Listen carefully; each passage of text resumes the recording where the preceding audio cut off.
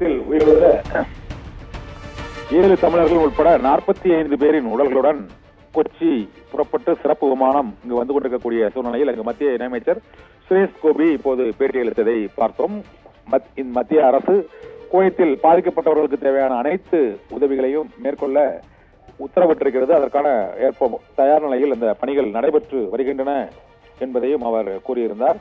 இது தவிர இந்திய விமானப்படை விமானமானது நேற்று குவைத் நாட்டிற்கு சென்ற நிலையில் தற்போது அங்கிருந்து 45 பேரின் உடல்களுடன் 24 கேரள மாநிலத்தவர் 7 தமிழகத்தை சேர்ந்தவர்கள் உடல்களுடன் அவை பல்வேறு மாநிலங்களைச் சேர்ந்த வேறு சிலரின் உடல்களுடன் அந்த சிறப்பு விமானம் இன்னும் சற்று நேரத்தில் கொச்சி விமான நிலையத்துக்கு வருகிறது.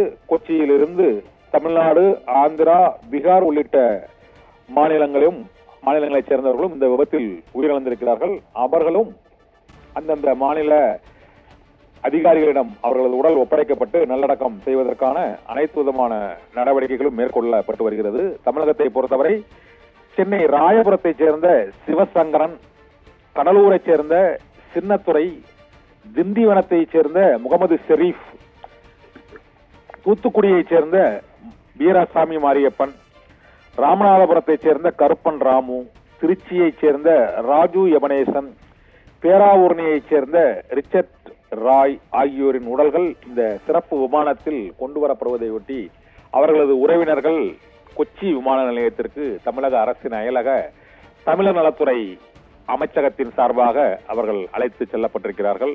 அவர்களிடம் உயிரிழந்தவர்களின் உடல்கள் ஒப்படைக்கப்படும் என்பதால் சோகத்துடன் அவர்கள் கொச்சி விமான நிலையத்தில் குழுமி இருக்கிறார்கள். ராணுவ விமானம் வந்தவுடன் அவர்களுக்கான அந்த பரிசோதனைகள் மற்றும் அந்த உடல் அடையாளம் காணப்படும் பணிகள் நிறைவடைந்தவுடன் அந்த உடல்கள் அனைத்தும் தமிழகத்தைச் சேர்ந்த சென்னை ராயபுரத்தைச் சேர்ந்த சிவசங்கரன் கோவிந்தன், கடலூரைச் சேர்ந்த சின்னத்துரை கிருஷ்ணமூர்த்தி, திண்டிவனத்தைச் சேர்ந்த முகமது ஷெரீப் மற்றும் தூத்துக்குடியைச் சேர்ந்த வீராசாமி மாரியப்பன், ராமநாதபுரத்தைச் சேர்ந்த கருப்பன் ராமு, திருச்சியைச் சேர்ந்த ராஜு யபனேசன், பேராவூர்ணியைச் சேர்ந்த ரிச்சர்ட் ராய் ஆகியோரின் உடல்கள் இந்த விமானத்தில் கொண்டு வரப்படுகின்றன. இது தவிர கேரள மாநிலத்தைச் சேர்ந்த 24 பேரின் உடல்கள் கொண்டு வரப்படுகின்றன. மேலும் ஒரு 7 பேரின் உடல்நிலை கூடுதலான தீக்காயங்களுடன் அங்கு கவலைக்கிடமான முறையில் அவர்களுக்கு சிகிச்சை குவைத்தில் அளிக்கப்பட்டிருப்பதாகவும் தகவல் வெளியாகி இருக்கிறது. அவர்கள் அனைவரும் உரிய சிகிச்சைக்கு பின்னர் இந்தியாவுக்கு அழைத்து வரப்படுவார்கள், கொண்டு வரப்படுவார்கள் என்று அவர்களது உறவினர்களுக்கு தகவல்களும் அளிக்கப்பட்டிருக்கிறது.